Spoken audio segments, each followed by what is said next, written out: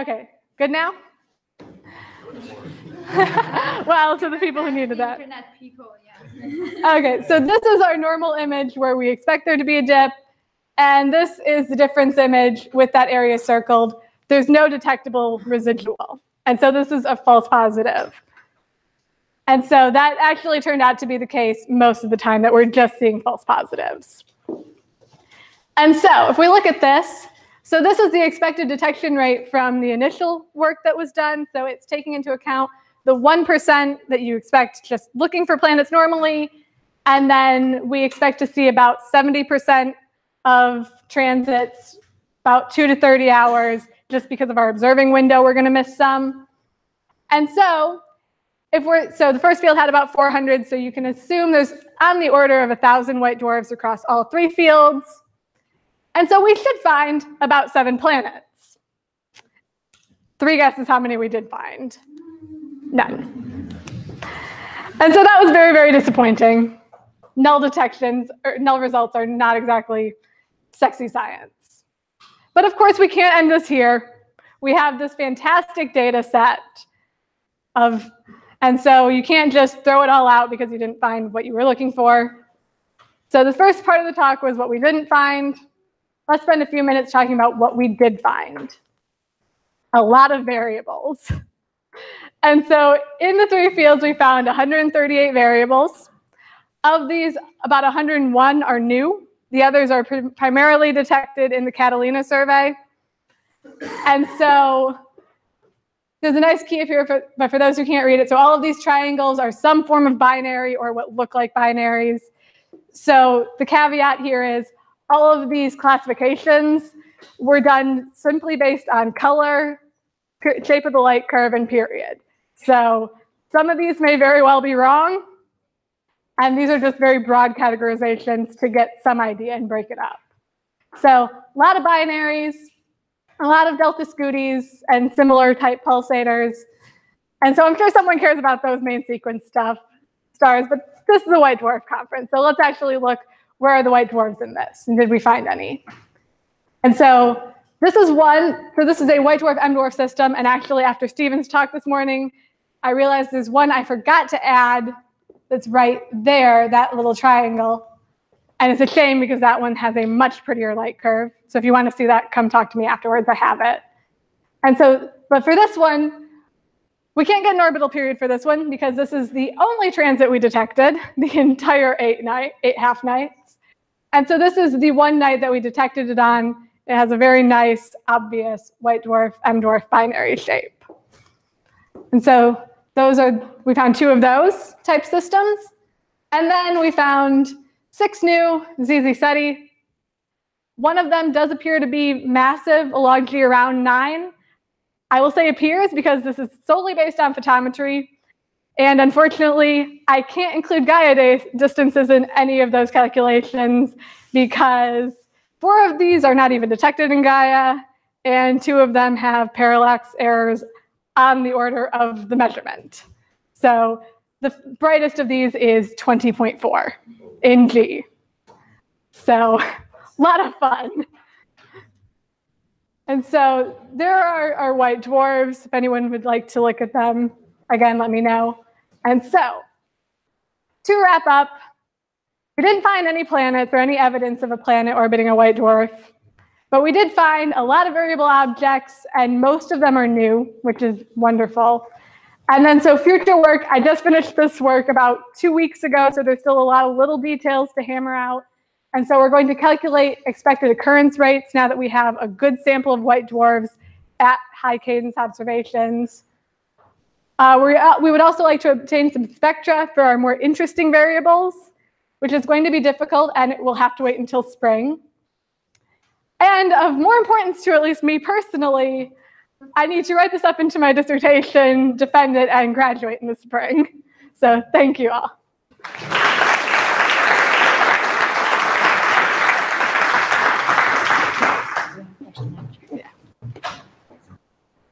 So we have 2 more talks before the questions. So the next speaker is Matthew Hoskin. and he's going to talk about accretion of the wet planetesimal by Warren DAB.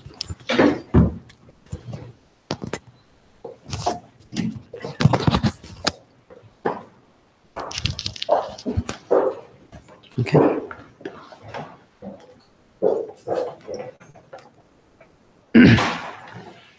Okay, hello everyone. I'm a first-year PhD student at Warwick. Boris is my supervisor, and I'm going to tell you today about the atmosphere of APAS 2047, which has got a lot going on. So to start off, looking at planetary systems around white dwarfs, we're trying to answer these kinds of questions in general, some kind of big picture stuff, as well as some interesting physics that goes on in the actual accretion process. So once your rocky material gets kicked in towards your white dwarf, it's disrupted, it forms a debris disk. We can detect that in the infrared. Other people are talking about that. I'm more interested in the optical and ultraviolet spectra, which show absorption lines from the metals that you accrete from this material. Over a few years of studying planetary systems, we generally see bulk Earth-like material being accreted, some evidence of differentiation, other processes going on, and generally just over 50% of white dwarfs have shown evidence of having accreted a planetesimal at some point in their history. And work is ongoing on this. It's a very active field, as I'm sure you know. A few particular things I wanted to highlight. We've had a few detections now of an oxygen excess. So this is an indirect detection of water and works on the principle that you infer a number of oxygen atoms in your accreted material, infer a number of rock oxide forming atoms as well, so your silicon, your iron, etc. And by the time you take off all of that material for your rock oxides, you've got a bunch of leftover oxygen. The simplest explanation for that is that it was water. It's water-rich material that you've detected. So yeah, this was first detected in 2013 by Jay, and we've now got close to 10 systems, I believe, where this has been detected. We've also last year had a detection of volatile rich material by CE.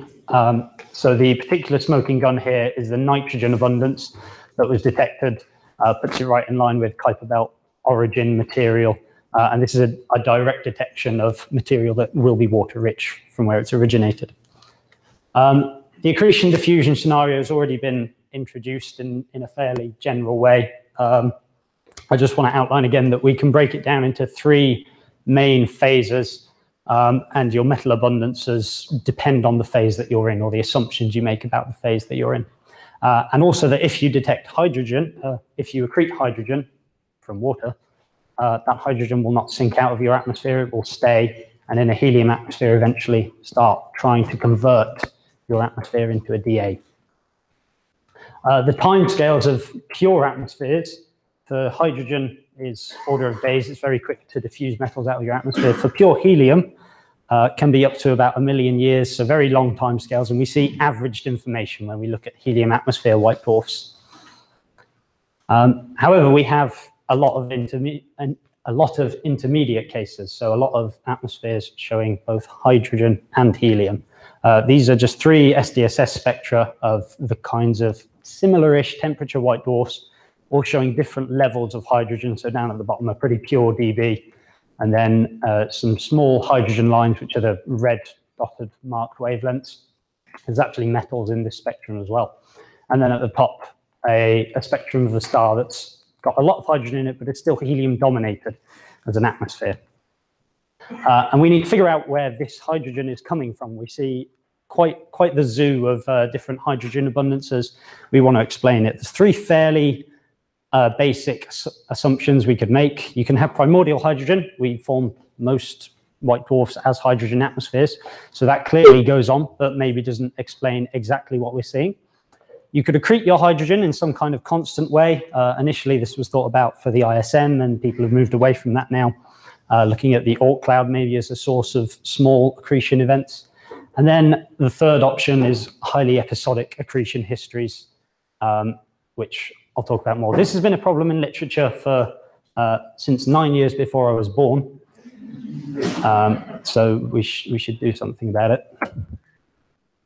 This is some work by Benoit Roland and the Montreal group from earlier this year. So to briefly explain what you're looking at, they did some calculations of instantaneous atmospheric compositions, and the lines that you're seeing are not necessarily evolutionary tracks, but are lines for a constant hydrogen mass in this case.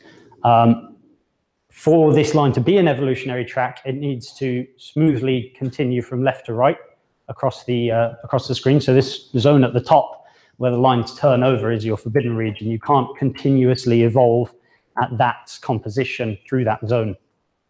Any tracks that come out of this zone, therefore, if a star lies on there and shows hydrogen, you can't have an entirely continuous accretion history for that star.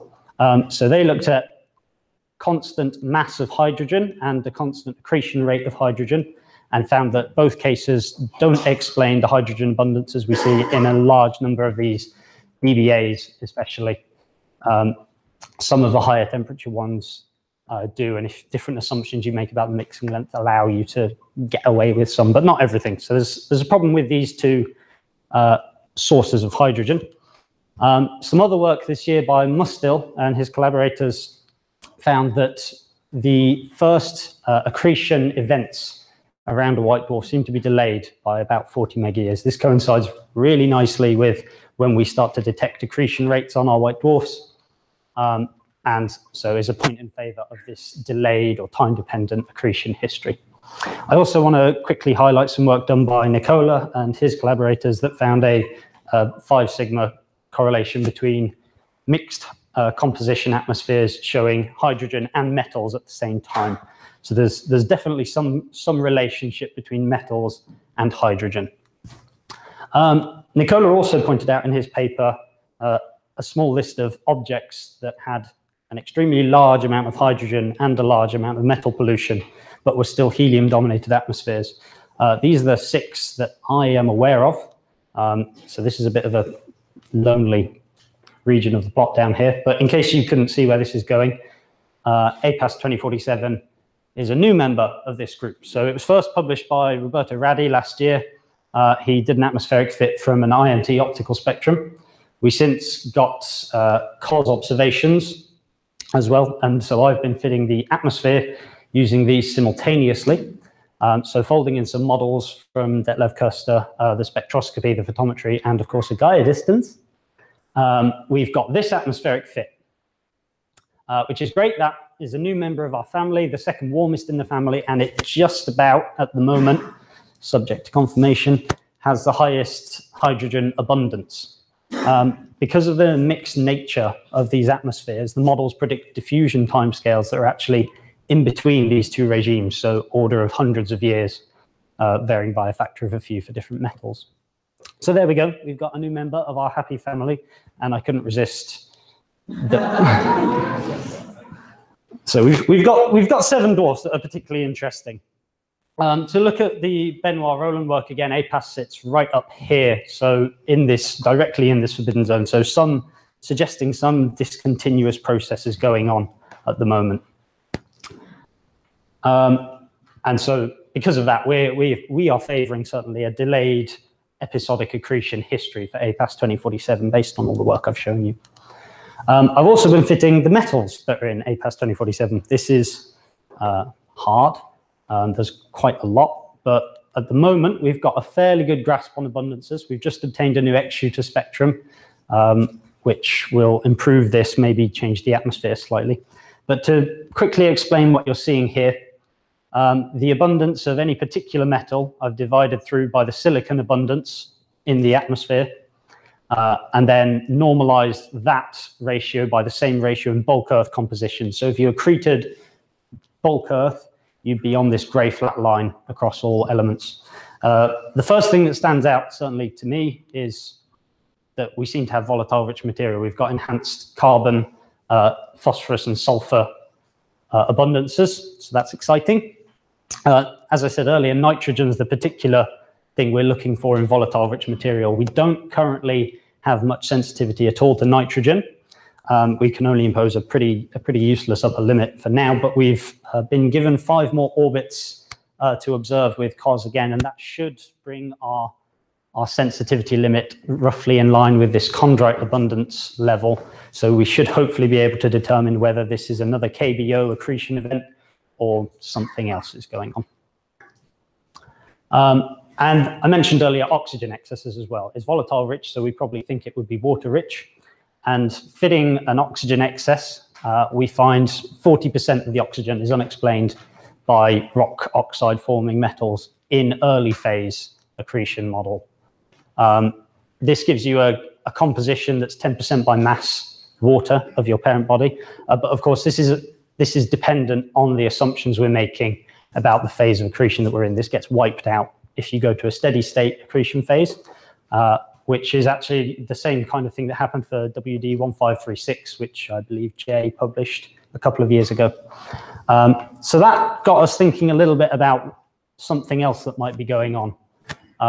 Perhaps your volatiles from your accreted, from your parent body are accreted first during your accretion event. The hydrogen that we see in APAS 2047 is hugely more than the oxygen. So we can't, at the moment, explain all of the hydrogen in this atmosphere with a single accretion of water-rich material. If we relax that assumption, if we were able to say that volatile material was accreted slightly beforehand, then we would be losing part of the oxygen excess by the time we observe the rocky pollution as well. So we're looking into whether the accretion diffusion scenario at the moment is too simple for these kinds of events. So these are my conclusions. We've got another very interesting object, highly polluted, new member of this family. We've got more observations to fit that'll hopefully constrain everything even further. The population of mixed atmosphere and metal polluted white dwarfs is already giving us a great insight into how planetary systems might affect how a white dwarf evolves. And in particular, because I will do anything for a free beer, we need more dabs. Thank you.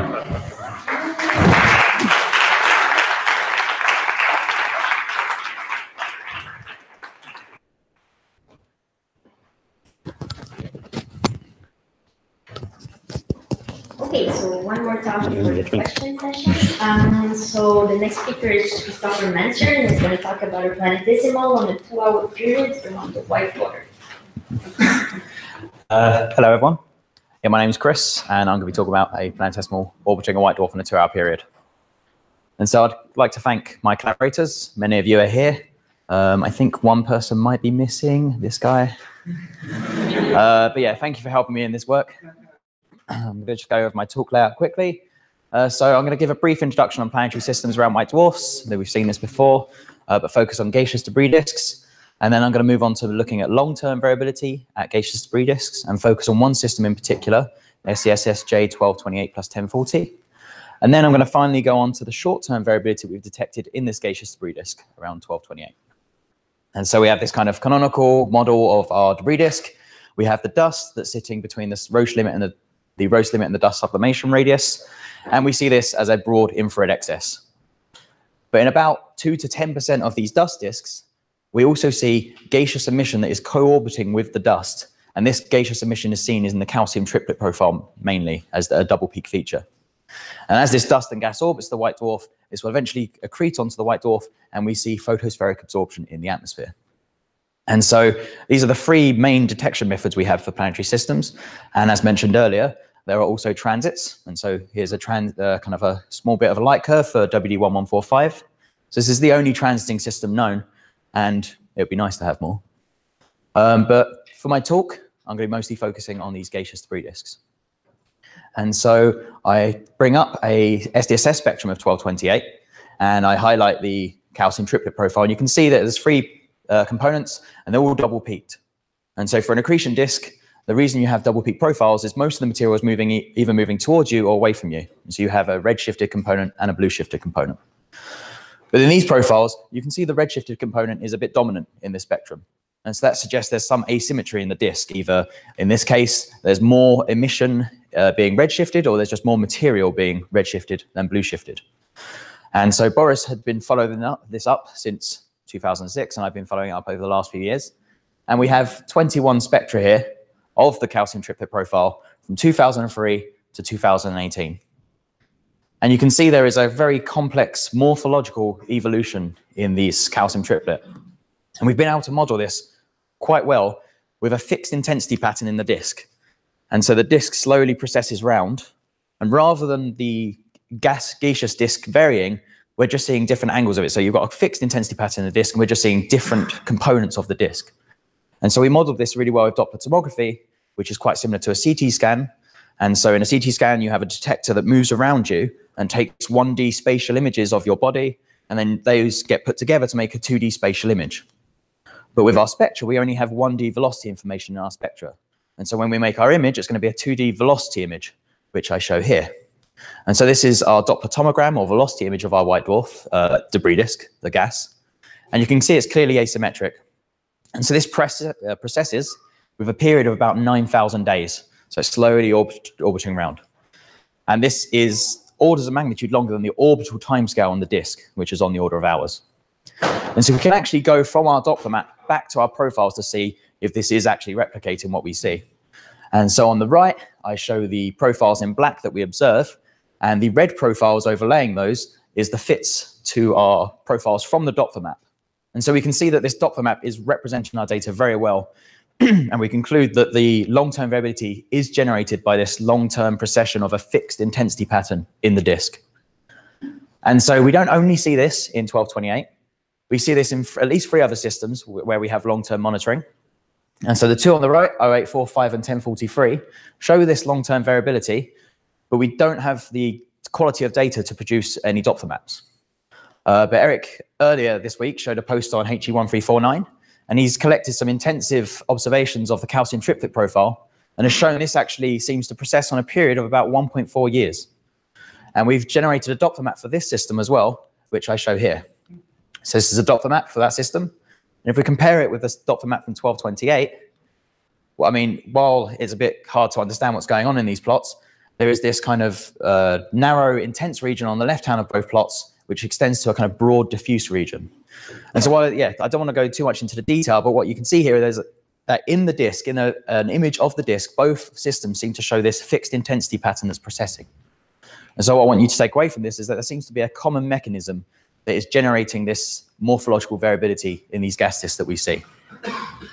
And so, as I said earlier, the orbital period in this disk is on the order of hours. And so we wanted to see if there's any variability on that period. And I wouldn't be here if there wasn't.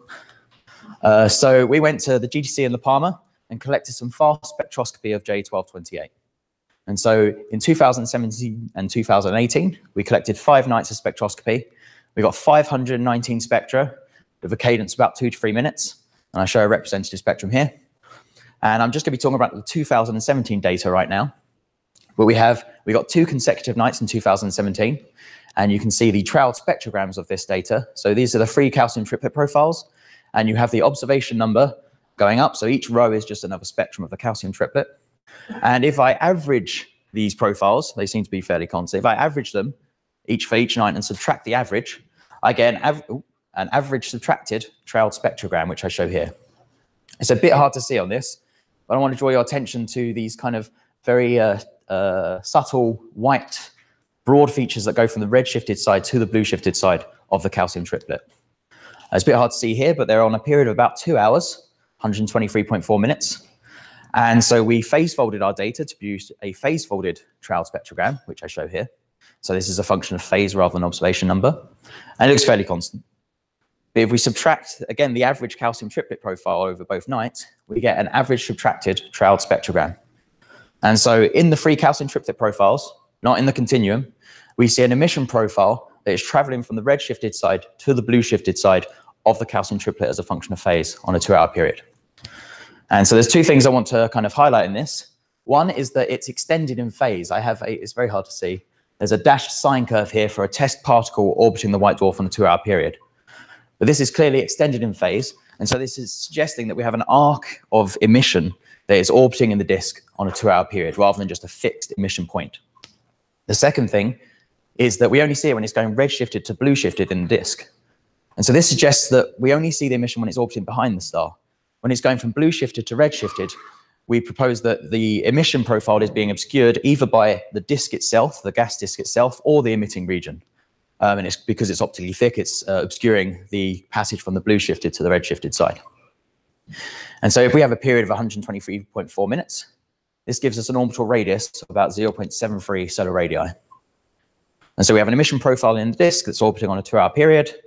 We have some possible explanations of what could cause this.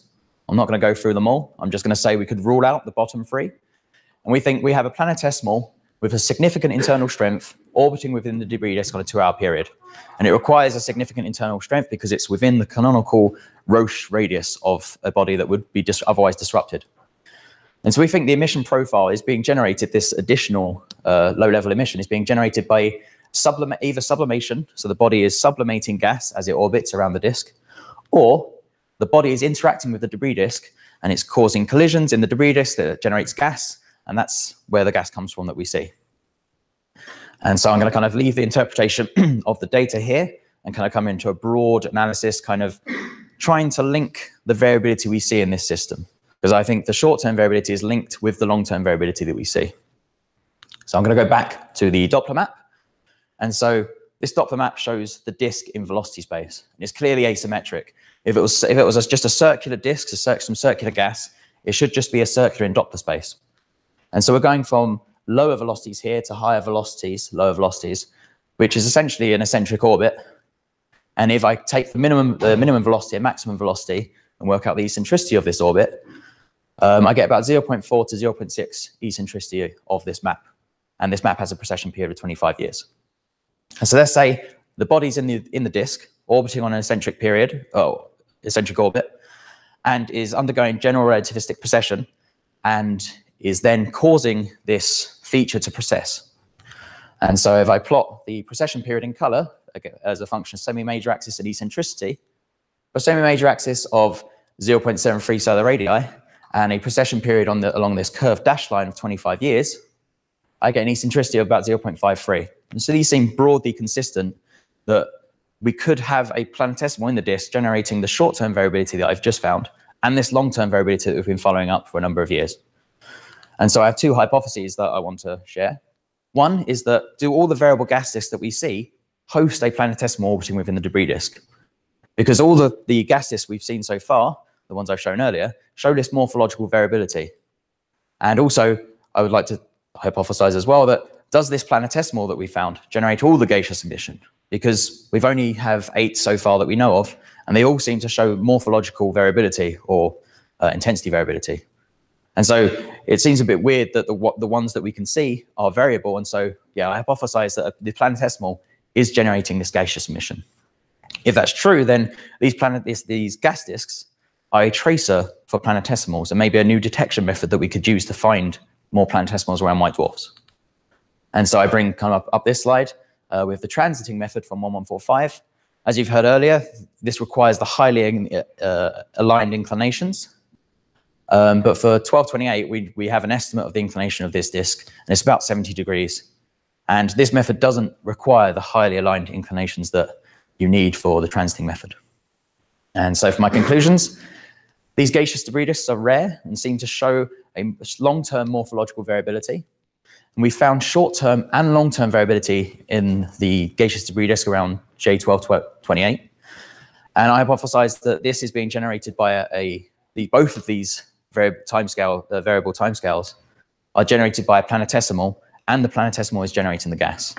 And so these gaseous debris disks could be a tracer for planetesimals orbiting white dwarfs in the debris disk.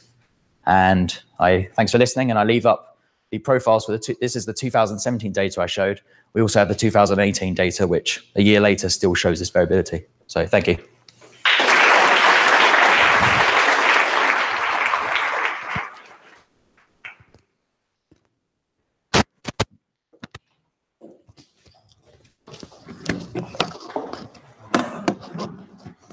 Questions?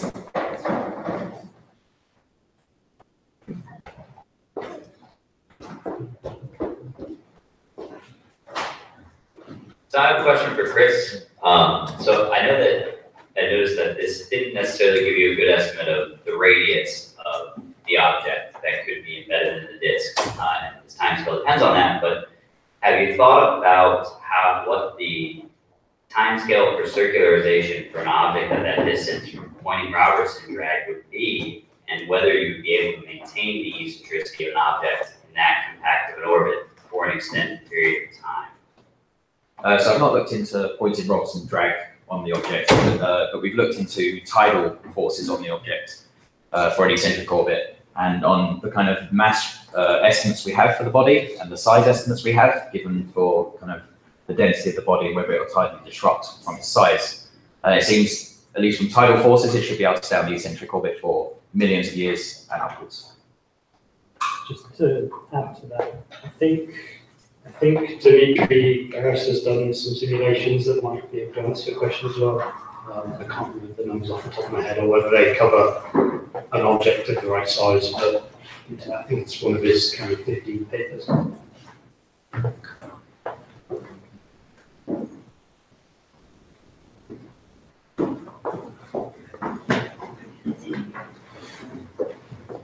Hey, Carol, I have just a comment. I think that these are really great detections to have so many variable sources that are so faint. And I'm just excited that these will also be in the L system footprint, and that it's might to give a nice way to map the sparse time domain observations of LSST to pretty well-determined classifications of variable star types. Well, thank you. And it's actually really funny because one of the white dwarf and dwarf systems was actually in Catalina as a contact binary.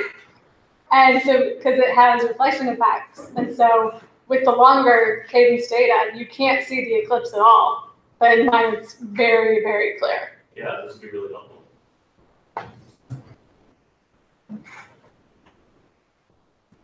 In your calculations of the Poynting-Robertson rates of accretion, has anyone ever taken into account the Yarkovsky effect, which is for larger bodies and can go either out or in depending on their spin?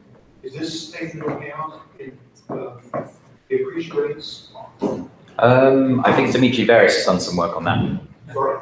Dimitri Veres has done some work on that, but I'm not quite sure. It's probably the one.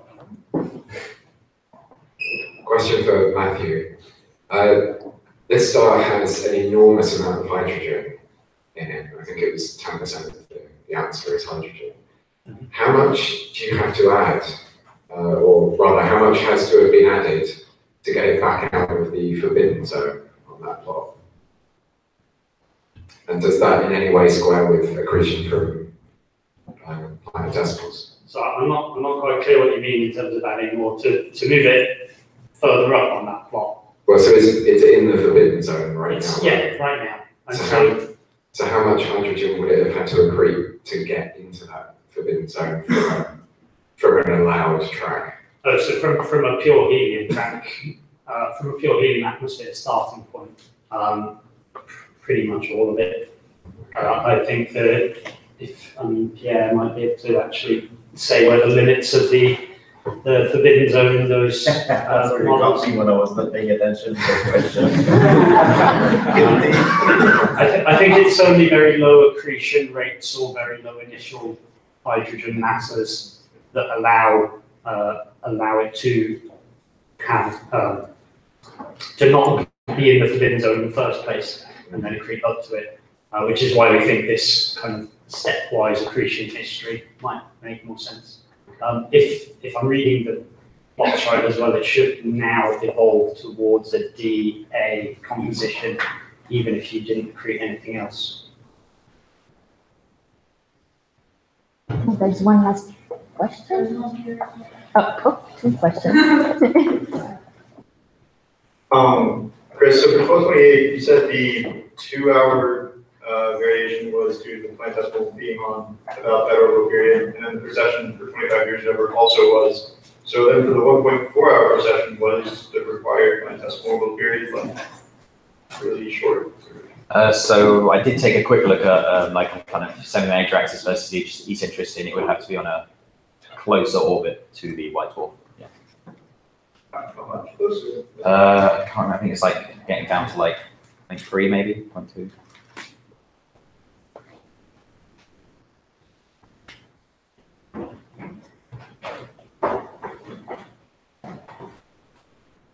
Matt, you said you could explain an explanation for the hydrogen excess could be that it's volatile first and then the rocky material. Why did you favour that over, for example, the hydrogen just being completely different earlier accretion events? I'm not necessarily favouring it, I'm just saying, so if at the moment you have to have hydrogen from some earlier accretion event as it currently stands, unless you think there might be a reason that you're seeing hydrogen there before your rocky material gets there.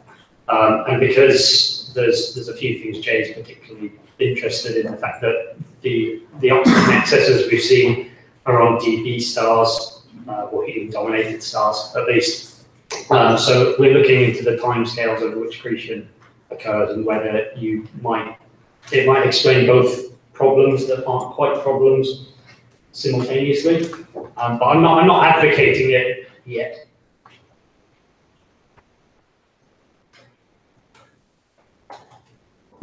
Well, no more questions. Let's thank our speakers again.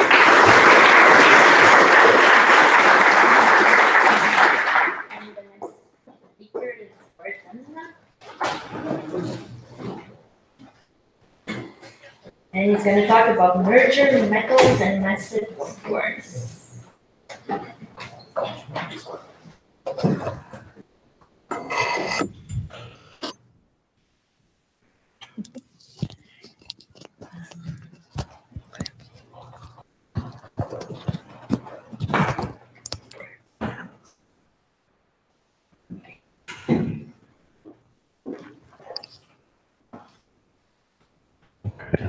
And this goes forwards and backwards. There needs to be a treatise on the laser pointer.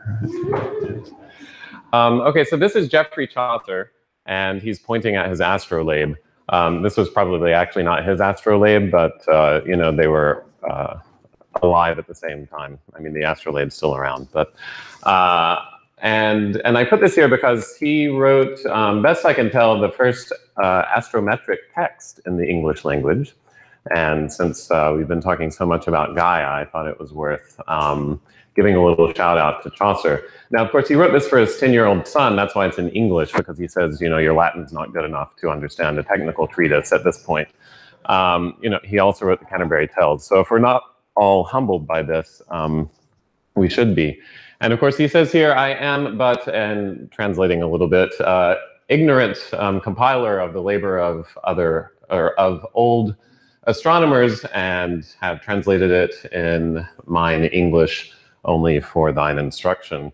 And I think this is a bit apropos too, because I'm just going to be sort of glomming together a lot of things that other people have done and looking at it maybe in sort of a new way to give us insight into, well, here's a title, Mergers, Metals, and Massive White Dwarfs. So we're going to talk about the connections between these, the possible problems that mergers can cause for making interpretations of high-mass white dwarfs and translating those back to the main sequence, because they can be confounders that sort of give people pause in making inferences from white dwarfs to what's happened in previous evolution of the planetary systems. And also, I've kept most of my graphics and text up towards the top so the folks in the back row can see things. So planetary detection on the main sequence is particularly hard at high mass. So you have several things working against you. Stars are brighter, their radii are larger, and so all the detection methods, direct imaging, transits, radial velocity methods are harder. So this is a histogram, not of white dwarfs, but of the stellar mass of the stars that are hosting confirmed exoplanets. And so you see there's all of this space here, and there's these severe observational biases that I just mentioned. And so it would be nice to know, is everything around stars like the sun, or, you know, how much of this drop-off is real? Obviously, at least a lot of it is due to selection bias. And white dwarfs allow us to probe this regime much more easily. And we can do that. So we heard a talk from Jeff yesterday, I think it was. So the initial final mass relation from white dwarfs can help us translate from our white dwarf mass to the initial mass on the main sequence. So if we see things happening around white dwarfs, then we can translate back to what's been going on the main sequence. And here's an example of this. So this is the Kester Gansika Farihi paper from 2014, where they had a large cost sample. And note, these are all hot white dwarfs, so their white dwarf cooling ages are short. And they looked in, and also here they show their mass histogram, their determinations of mass for the white dwarf. And then they also use an initial final mass relation to translate this mass histogram in the white dwarf phase to what the masses would have been on the main sequence. And you see that we're probing a region of the main sequence here that is at much higher masses than what this histogram of planetary detection gives you on the actual main sequence. And so is this actually telling us something about the previous planetary history? And you'll notice here, so currently accreting white dwarfs from their abundance determinations are in black. The accreted in the recent past probably are in gray, and then no atmospheric pollution is in white. And you'll notice the massive ones in this sample are statistically significantly different from the rest of the sample. So is this telling us something about that massive main sequence stars don't produce planets, or that they don't survive? Is there something preferentially different about that?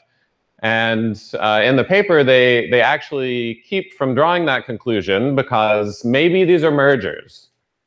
And so you worry.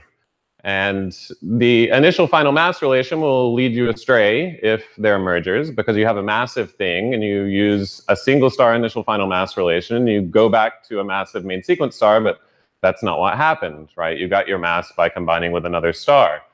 Double degenerate mergers can also cause other problems for planetary inferences, because maybe they spew out a bunch of stuff and then it cools off and you form a second generation of planets.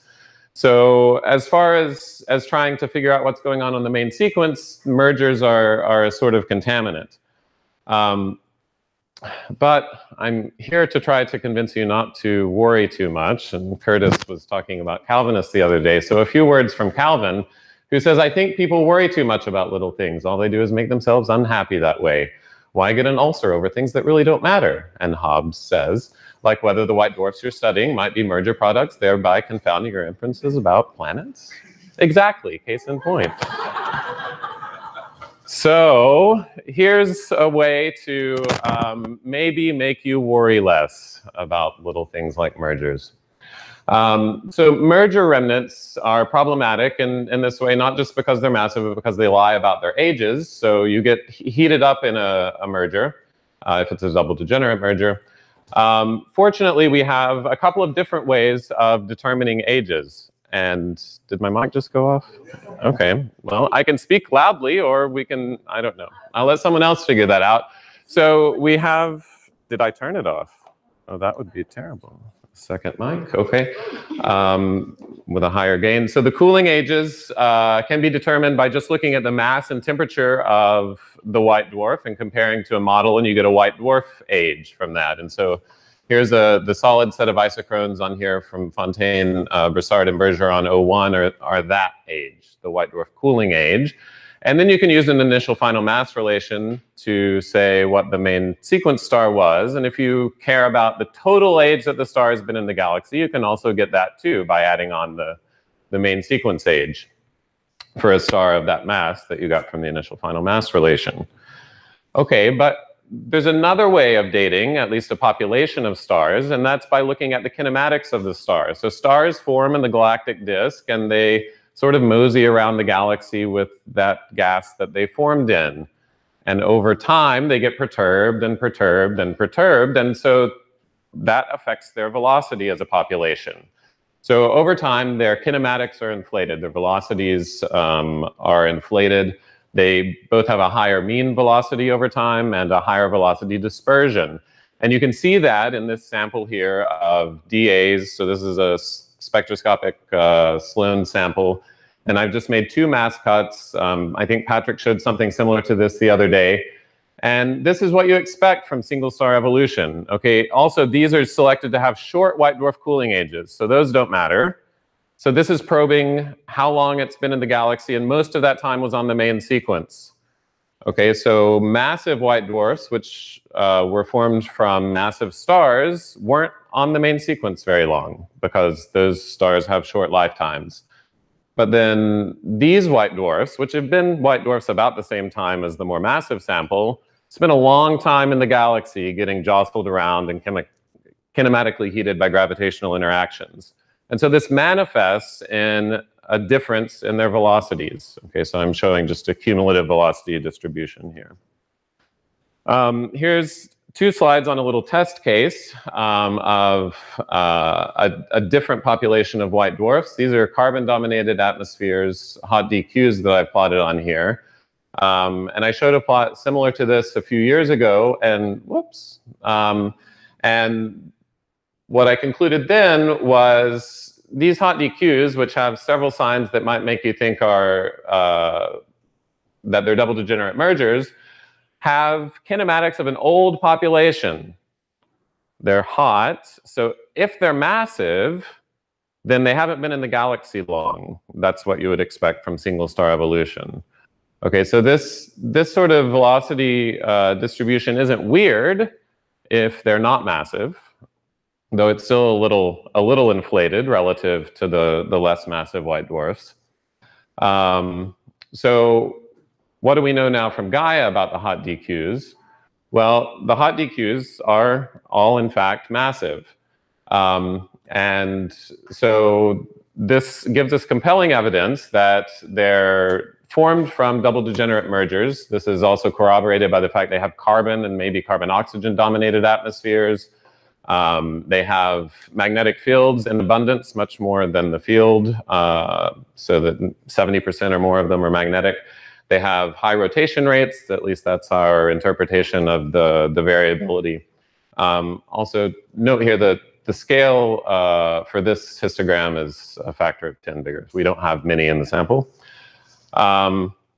Okay, so we can detect mergers from their kinematics, and also double degenerate mergers kind of look like hot DQs. And so going back to this sample, can we feel any more assurance in making an inference from this to this in thinking about the high mass guys?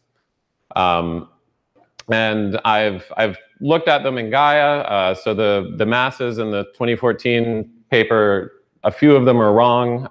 So I've separated out their high mass sample in orange and their low mass determination in blue. But in this plot, I'm using Gaia masses on the x-axis. And on the y-axis, I'm showing you their tangential velocity from Gaia distance and proper motion. And you see the sort of trend that you expect from single star evolution, that these guys, which spend a long time hanging out on the main sequence, have more inflated velocities. And these massive white dwarfs in the sample are just what you would expect from single star evolution. And so there's at least more suggestive evidence based on this that the lack of metals suggests a decreased planetary formation or survivability for higher mass main sequence stars. And the clock is ticking down, so I'll leave you with this plot, which is one of the first plots I made when DR2 came out. And so the color coding here is tangential velocity. And you can see very nicely everything I've been saying. So in blue is higher velocity. So the lower mass white dwarfs are moving around at higher velocity on average. As you move down to higher mass, you get to lower velocity. So there's a lot more information in the Gaia database, and I encourage you when you're thinking about mergers to also take a look at the velocities. Thanks.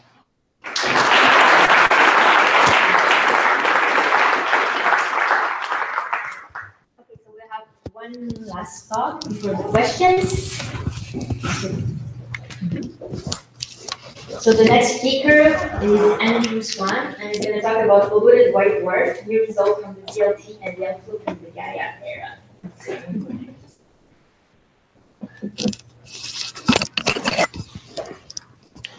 your pocket.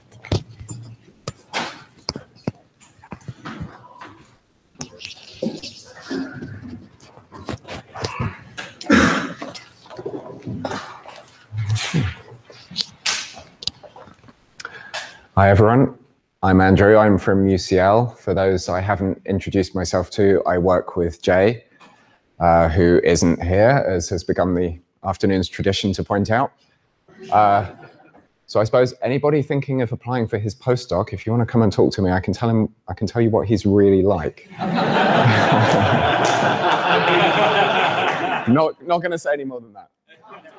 Anyway, I had been going to talk to you about polluted white dwarfs, but it's Friday afternoon, we're all tired, and since submitting the abstract, we actually had a nice, simple, interesting result, which is that most dusty white dwarfs vary in the infrared.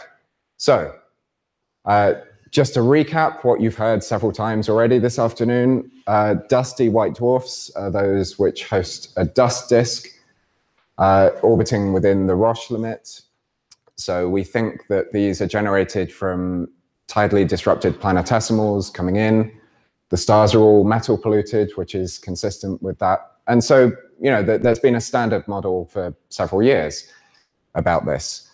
One way to think of these disks is that they are geometrically thin, optically thick, kind of like Saturn's rings.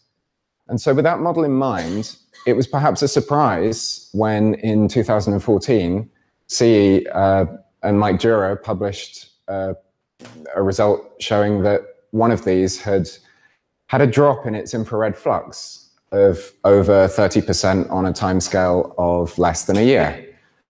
So these systems betray themselves by their infrared excess. We've seen this several times. Two black bodies overlaid in this cartoon plot of flux against wavelength show you that the dust disk displays a significant excess in the infrared, and that's how you see them. So with one of them varying, the question is therefore, what do the rest do? And so we've gone into space to look at this, not literally, but with the help of a couple of telescopes. There's Spitzer and WISE, which can help us here. They both have channels around the 3.5 and 4.5 micron range, which are the two bands that I've marked in red. And you can see that these are really sensitive to the temperature of the dust there. So it's perfect for detecting these disks. So lifting an image from the 2014 paper from CE and Mike Dura, this is what the same star looks like to each telescope. So Spitzer obviously wins on sensitivity and resolution, but its main disadvantage is that it only observes these white dwarfs when someone asks nicely, which is not often enough, frankly. WISE, on the other hand, has been conducting an all-sky survey. It began in 2010, ran for a year or so, and then they switched it off, but back on again at the end of 2013, since when it's been running continuously. So we have an 8-year baseline, and 4 years of that is continuous coverage. So what's next? All right, so this is what the data looks like when you download it from WISE. We can see the big gap where it was turned off. You get an observation every 6 months or so when it covers the object roughly 10 times. There's a lot of scatter here, but that's fine. We can take a weighted mean and error, and it cleans up nicely. So the question I'm trying to answer here is very simple. Are these stars varying in the infrared? Well, are these dust disks varying, I should say? So this is the W1 band, the 3.5 micron band. And the way we can do this, I mean, this is trivial. Just take a pair of epochs, subtract one from the other, work out the uncertainty, and there you are. You've got your result and a sigma level for it. So we got the data for most of these stars. There's 45 or so. You saw the point spread function for Y's is really wide, and you risk contaminants. So we threw away anything that had a close neighbor in the Spitzer images, and we were left with a sample of 30 to work with. So this, oh gosh, what happened to that? All right, this is not quite what I had in mind to show you. This is news just in from Venus, I think, looking at the language here. All right. Along the bottom, I was plotting the signal to noise of each star in the 3.5 micron band. And up the side was the significance of the maximum significance of variation. So whichever your biggest variation with the smallest error bar was, then that's it. The gray line is the 3 sigma level. So there's the result. Many of these stars are above that line. I should point out the light blue ones are the ones that are magnitude 16 or below, which is where WISE really begins to lose sensitivity completely. But half of them are varying, whereas the brighter stars, 3/4 of them, show some variation. So I could stop there because that was what I set out to show you. But we can look at some of the light curves. So going back a second, this one is for GD56, which is the subject of a paper submitted last month. I think many people here were on that in some capacity. And it shows an obvious downward trend, which possibly repeated in the past, but who knows what happened in that gap. Just keep this shape in mind. This is a nice looking plot. But we'll move forward to other ones in the sample. So I'm just going to show you a handful, just so you can see what's going on. But the main point is that lots of things are probably going on. So this one, we see the downward trend to start with, but then we see something completely different happening. And there's a sharp increase in flux at some point there. Moving on, we see roughly constant flux, and then suddenly a big drop. So the typical kind of increases and decreases here are tens of % in some cases. Another one, another different shape. And another one, but this time we can see 2 sharp drops in the light curve there. And moving on, another sharp drop, and then a sharp increase at the end. I mean, you get the idea. Pretty much each of these is its own thing. And this is all we've got at the moment. So I'm just going to show you one more. And this is the star which I believe has been mentioned more times than any other in this conference. It's G2938. Someone correct me if I'm wrong there, but this is kind of reminiscent of the light curve for GD56. Now, both of them are bright stars amongst the sample, but there was a complication with G2938.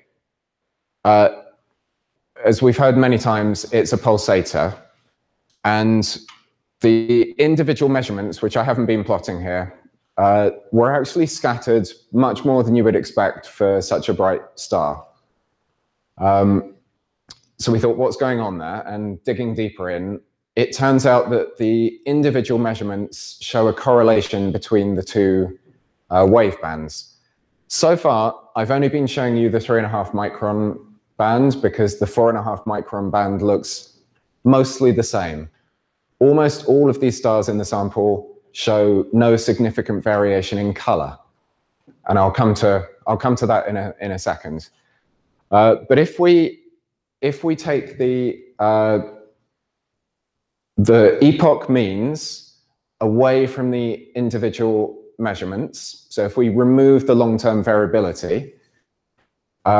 this is what it looks like for GDE 56. So nothing interesting. That's pure measurement scatter, essentially.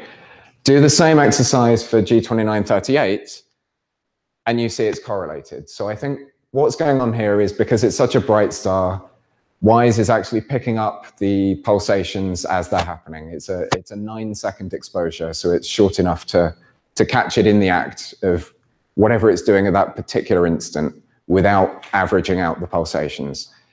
Meaning there may not be much we can do with this particular light curve, but there you are. So in summary, I've shown you that most dusty white dwarfs vary in the infrared, and we see variations of tens of percent on timescales of hundreds to thousands of days. And the interesting thing is, with the color variation not being seen, whatever processes creating and destroying the dust that emits are going on in the same place, effectively. So they're not changing radial distance from the star. They're not changing temperature.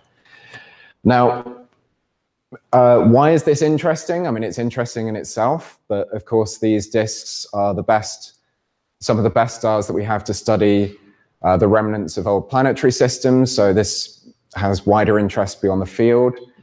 We've seen from several of the talks this afternoon that other interesting things are going on in these dusty stars. And I think from looking at the variation between the light curves here, it's plain that whatever's going on is not necessarily straightforward. It's probably competing effects, because there's several different things that can happen to dust around a white dwarf, and they each have their own characteristic timescale.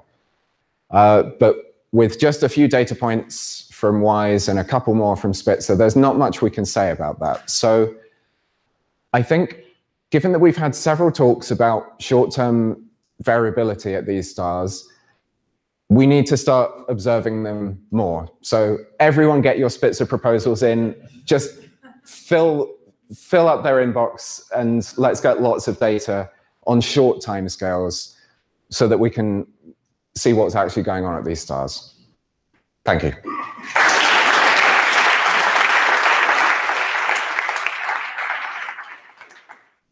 Questions? Andrew, for these flux changes that you're seeing in infrared, do you have an idea of what kind of change of mass of the dust in the disk that is, or what size it is? That's a great question, and one that I intend to answer, but haven't done it yet. Like I said, this is a fairly recent result.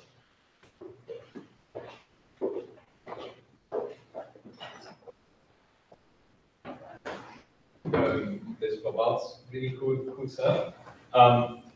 You could do the same for all massive white dwarfs, because there are people arguing about mergers, not mergers, and so on. It's really interesting. Right. Yeah. So the sample of the DAs that I showed is a fairly large sample, and none of them show even any outliers, and they're pretty narrow. And then in the CMD that I showed at the end, at least up where things are well separated between DAs and DBs, everything down below the main normal mass track seems to have cool kinematics. So there's no suggestion of inflated kinematics for the mass signals. Just after that, maybe we're getting 13 more spectra of massive white dwarfs. We found out the statistics. Yeah, that'll be great. Andrew, two questions. If you looked if there is any systematic in the flux before and after activation WISE, just on a not necessarily what a bunch of random stars. I think that was the first thing I did. This is hazy now, but yes, that is exactly the kind of thing that we would have to do.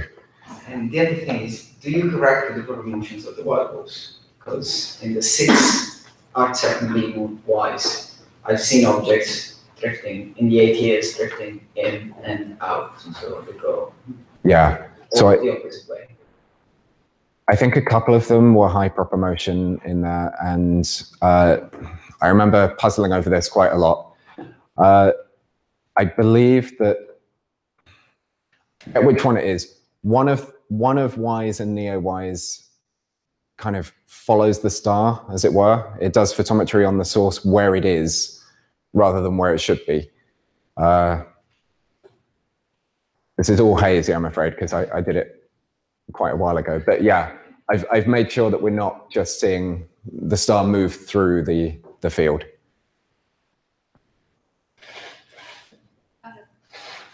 Andrew, have you tried phase folding to the positional periods to see if you can see something? Not yet, and I did try a periodogram with no results really, but early days. Obviously, there are several periods to fold against, but yeah, not yet.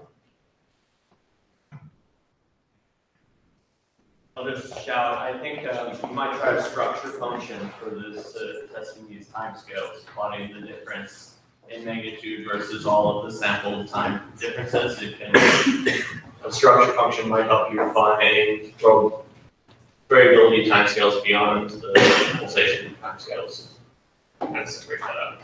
Okay, I'm going to come and ask you about that afterwards.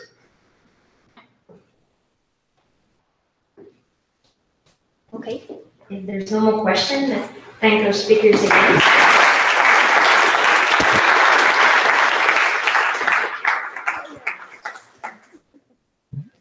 Okay, hi, no one else. So I took some notes just because yeah, at this point my brain is not working very well. It's gone. So the first thing which I wanted to say is that every time that we, it takes a village.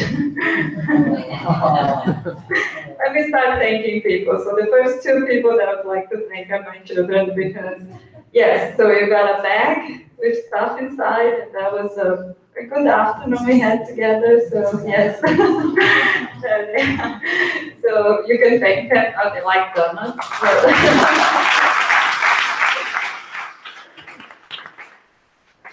Well, I also would like to thank my husband, of course. I hope it's still recording. Please, is not here, but he dealt with me in the past months and weeks. So I wasn't my best at times, but yeah. So more specifically, I also wanted to say that you can pull it up. It's okay. That when I proposed to do the workshop here, we do all this preparation and stuff. And people come to me and say, oh, thank you for what you've done. But, you know, if you make a party at your house and nobody shows up, it's a very sad party. And this one here, this conference, it was filled with people. You all came from all over the world, and this is awesome. So thank you, folks, for coming and attending. And specifically, I wanted to thank a few people who facilitated and made this whole thing happen. So first, Fabi, for the love, you did it. It's amazing. Thank you.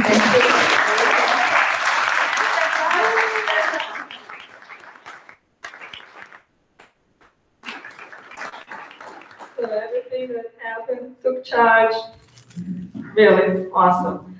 Zach, thanks for your support. I know you had a lot of observing, and every time we needed something for yesterday, you did it too. Zach also helped us.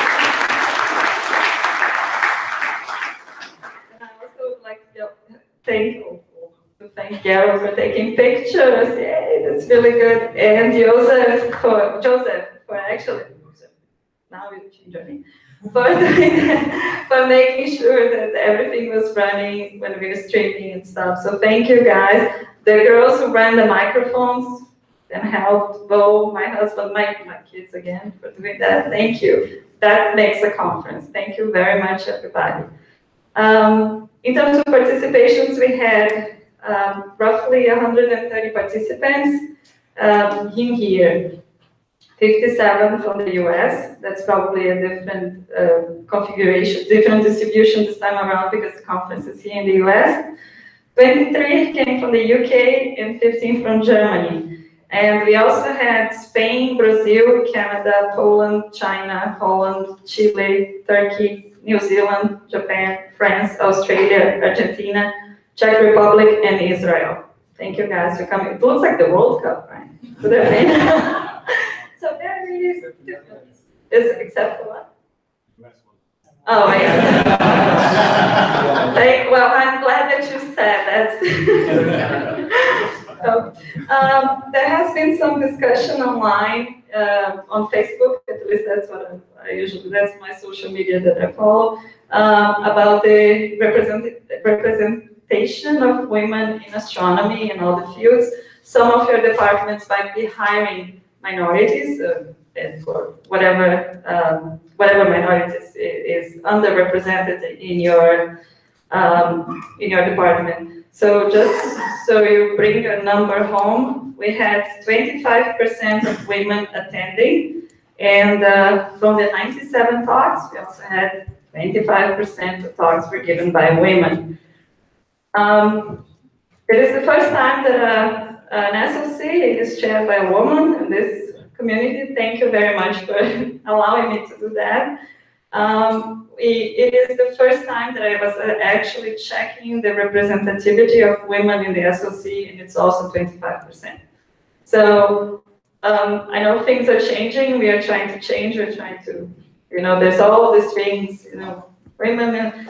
I know that here at UT we have, what's the name, the engineering day for a girl or something.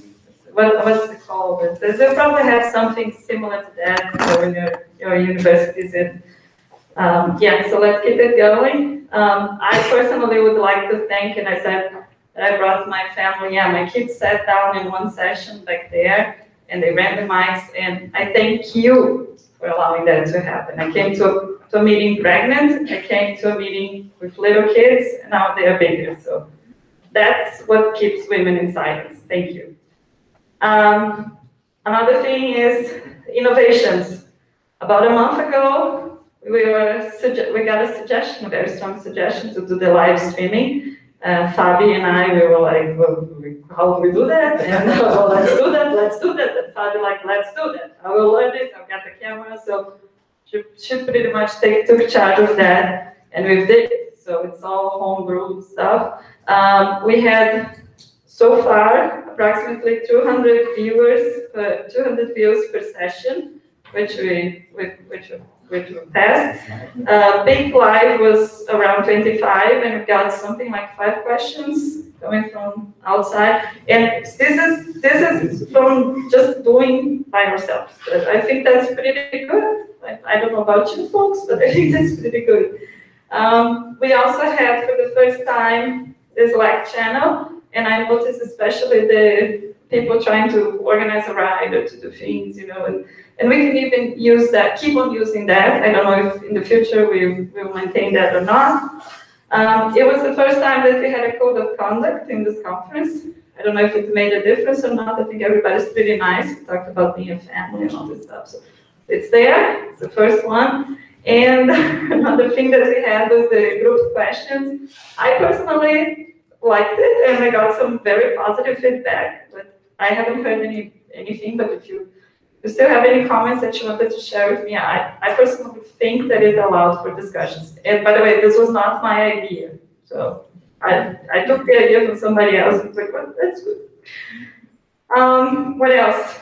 Our next meeting of this meeting, the European White Dwarf Workshop, is going back to Germany. So it's going to be in Tübingen. We have met the current and maybe the future SOC, and we probably will maintain some things, and we will change a few things, like they had our own innovations this time around. I have several suggestions that I received in the past 2 years, and don't worry, folks, they were all passed along to the next chair of that. But I'm looking forward to see everybody in 2 years. Next year, we have another meeting in Hawaii. It's going to be it's a different meeting. I'm not sure if everybody will make it, but it has its own format, which is set by the IU, so we're gonna have invited speakers and less talks and so on. But this meeting, we are very special in a way, and very happy that everything went so smoothly. Surprised me. I would like really to thank you. So this was definitely the hottest European white dwarf workshop. Okay. Next time, if we ever host it again in Texas, we can do like the World Cup in Qatar and do it like the off season in November or something like that. Nobody will. I don't know. I think that was it. Thank you very much. I'm going to invite now Kepler and Dom to give a summary of the conference, but I would like to thank you all for coming.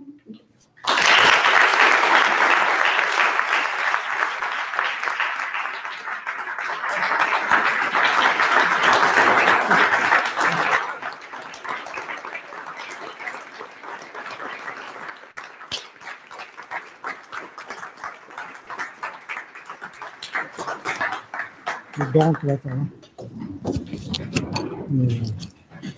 abriu.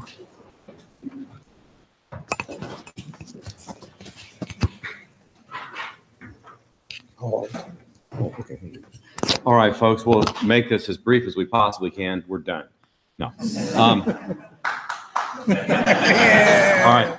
We wanted to talk a little bit about the conference. We're not trying to call out any individuals by name, but we'll start that way because we're going to talk about evolution in numbers will be the theme. And the evolution of the family of white dwarf researchers is incredible. We saw Jay Farihi evolve off the conference sequence. And we thank Andrew working with him for his swan song. Anyway, yeah, God. Anyway, so last night we recognized Hugh Van Horn's ongoing contributions to white dwarf astrophysics and his professional descendants, and we remembered Volker Weidemann. But for this time, for right now, I'd like for all of his colleagues, descendants, anyone who considered him their mentor to please stand. Volker Weidemann.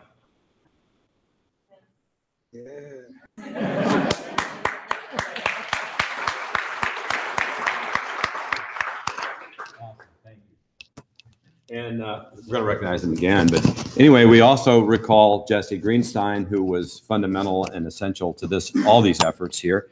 And our current attendees who are real pioneers, Urmela Buez, Jim Liebert, John Landstreet, and John McGraw, without whom we wouldn't have pulsating white dwarfs to kick around. So thank you all.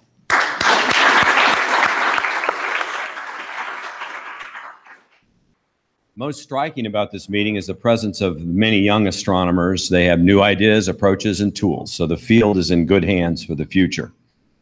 Now, a subjective summary of this meeting, which, as Hugh Van Horn would say, is not encyclopedic. It was about census and surveys in the beginning, and you may remember this is a quote Ed Nather used to attribute to Fritz Zwicky. I have no idea if that's real or not. Oh, there we go. Thank you. That was supposed to be earlier. That's okay. No, it was there. Oh, okay. All right. Well, I'll wake up next time. All right. So the thing that he said was that a difference in a factor of 10, an increase of a factor of 10, an order of magnitude, is not a difference, a quantitative difference. It's a difference in kind. It's a qualitative difference. And so we see that with Gaia and other samples that we've been talking about. Gaia is the real eye-opener, I think, for all of us with mass, radii, compositions, binarity, supernova 1A, and some of their tricks and consequences that maybe were a little unanticipated. The increase in sample size of outbursting white dwarfs, DBs, and really changing our understanding of evolution of white dwarf stars' channels in changing surfaces and surface properties. There was significant progress also on old problems, white dwarf cosmochronology, an old dream of chronology of individual objects coming within reach, ages of clusters and galactic components evolving. Magnetic white dwarfs, as we heard, the exciting thing is not just high magnetic fields anymore. We're hearing about detection of low magnetic fields, and that's really going to give us some light on the origin and evolution of magnetic fields. And then physical parameters, mass, radius, atmospheres, dynamic and polluted white dwarfs on a solid as opposed to a liquid diet, the planet eaters, And planets themselves, again, coming back into the conversation in white dwarf astronomy. We've watched 3D models of convection come of age. Magnetic fields and convection and their interactions have been explored. The role of convection and pulsations and line widths in pulsating white dwarfs. What they're telling us has moved forward in a major way at this meeting. Finally, I want to comment about binaries, their properties, their origins, and their offspring. We learned a lot of unanticipated things about this. And I want to mention a couple of novelties. Of course, Tom's old friend, the white dwarf pulsar. There were many, but I sat there blown away listening to Jordy's discussion of nanodiamonds. That's really an interesting idea. With that, over to Kepler. Thank you. I just want to add a few more things. First of all, in terms of resonance mode coupling, that happened the first time we detected was with GD358. So remember that it's not only the new stuff that is important. And the next step that it was available now, we already started talking about the experimental astronomy back in Warwick. And now we really saw some results, extremely important results, like the 3 to 5 times increase or decrease in neutral broadening and the H-beta asymmetry. I think it's starting to get there finally. We have that problem of the mass of the dBs for a very long time, and I think the neutral broadening, the 3D correction was important for DAs, not as important for dBs, but now the neutral broadening is probably it's certainly the right amount. And so in terms of the future, well, it's not going to be for next meeting because the data release is only the end of 2020, but the next Gaia will increase again.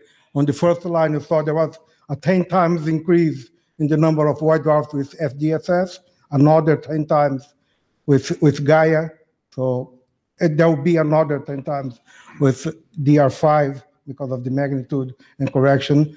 And shortly, not for me, but for you guys, the young guys, you're going to have LISA, the LSST, and continue.